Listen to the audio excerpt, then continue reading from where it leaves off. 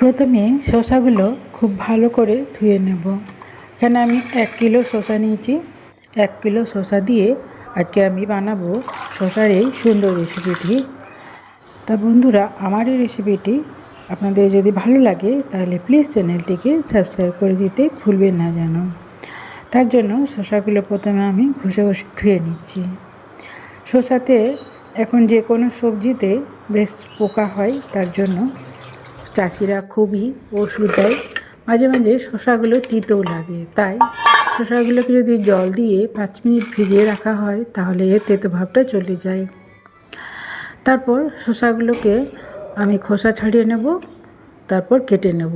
তবে অবশ্যই একটু চেখে দেখে নিতে হবে যাতে শসাগুলো তেতো না হয়। এখন বাজারে যে শসা আমরা কিনি অধিকাংশ শসাই দেখা যায় তেতো লাগে, তাই শসাগুলো একটু চেখে দেখে নিলে ভালো হয়।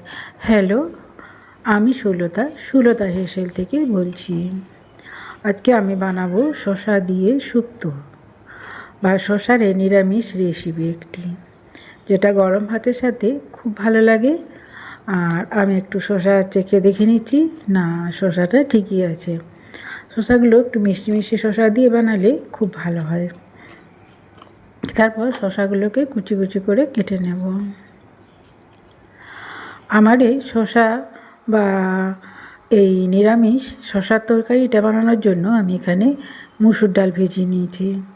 মুসুর ডালটা আমি 1 কাপ নিয়েছি। তারপর এটাকে আমি সারা রাত ভিজিয়ে রেখেছিলাম, বা 4 ঘন্টা ভেজালেও হয়ে যায়। তার সাথে আমি লঙ্কা দিয়ে দিচ্ছি আর 1 ইঞ্চি আদা দিয়ে দিচ্ছি, দিয়ে এটাকে পিষে নেব। এটা আমি পিষে নিয়েছি, একদম মিহি পেস্ট করে নিয়েছি।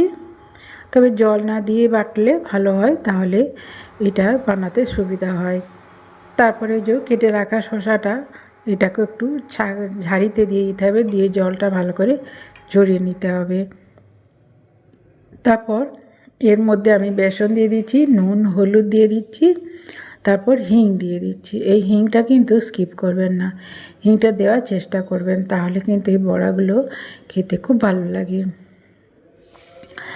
মুসুর কলাই বড়া মানে প্রচুর পরিমাণে প্রোটিন আছে, আর এই মুসুর কলাই বড়া খেতেও খুব ভালো। ভাজা খেতে বা এর থেকে টক করে খেতে বা কেউ যে কোনো তরকারিতে দিয়ে খেতে খুব ভালো হয়। আর এই যে বড়াগুলো কিন্তু আমি একটু সেঁকে নিচ্ছি, মানে খুব বেশি তেলে আমি ভাজছি না, শ্যালো ফ্রাই করে নিচ্ছি। আর এটা যে একদম মুচমুচে ভাজা হয়ে যাবে তাও নয়, জাস্ট সেঁকে নেওয়া। তা বড়াগুলো আমি একটা পিঠ করে নিয়েছি, তারপর আর একটা পিঠ সুন্দর করে উল্টে দিলাম। আর একটা বড়া আমি আপনাদের কাছ থেকে দেখাচ্ছি, দেখুন ঠিক বড়াটা এই রকম হবে ভাজাটা। সবগুলো এপিট এপিট উল্টে জাস্ট সেঁকে নিচ্ছি। আর এই যে দেখুন দেখাচ্ছি, দেখুন মানে কাঁচা কাঁচা থাকবে বড়াটা। তারপর এই মধ্যে গরম কড়াইয়ের মধ্যে আমি 1 গ্লাস জল দিয়ে দিচ্ছি। এরপর যখন এই জলটা ফুটতে থাকবে তখন অটোমেটিক বড়াগুলো সেদ্ধ হয়ে যাবে আর খেতেও সুন্দর লাগে। তারপর আমি মশলা দিয়ে দিচ্ছি, জিরে, আদা আর নুন হলুদ। আদা বাটা দিয়েছি এখানে আমি 1 ইঞ্চির মতন। তারপর এটাকে আমি মিশিয়ে ফুটতে দিলাম। তারপর কেটে রাখা শসাটা দিয়ে দিচ্ছি। তারপর আলতো হাতে এটাকে আমি মিশিয়ে নেব, নাহলে নিচের যে বড়াগুলো অল্প একটু কাঁচা আছে ভেঙে যেতে পারে। তাই এটা ঢাকা দিয়ে আমি এটাকে একদম হাই হিটে রান্না করে নিয়েছি। আর শসাটা নরম হওয়া পর্যন্ত রান্না করে নিয়েছি। তারপর সামান্য তেল দিয়ে, জিরে দিয়ে, লঙ্কা আর একটা এলাচ দিয়ে আমি এটাকে সাঁতলে নিচ্ছি। বাস রেডি হয়ে গেল আমার শসা শুক্তো।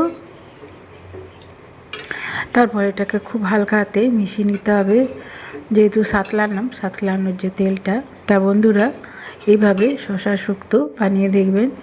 আর এই যে নামাবার সময় যেটা সবচেয়ে প্রয়োজনীয় উপকরণ, সেটা হলো দুধ।